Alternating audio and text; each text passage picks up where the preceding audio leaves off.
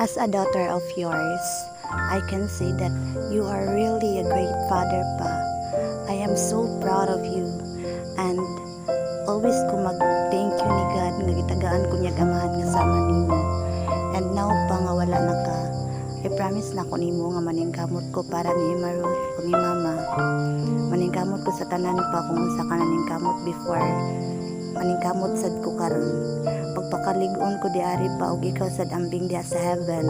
Giyahi ko always kay as of now nagneed pa sa imong guidance and protection.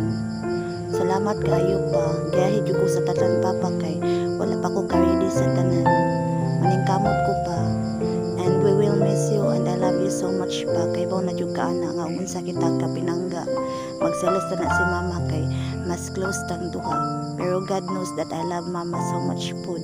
Mas close lang yun ng duha kay mas vibe man ta. Amping mo diha tanan diha pa ni Lola o ni Lolo regards lang ko. I love you and I will miss you pa. We will miss you pa. Mwah.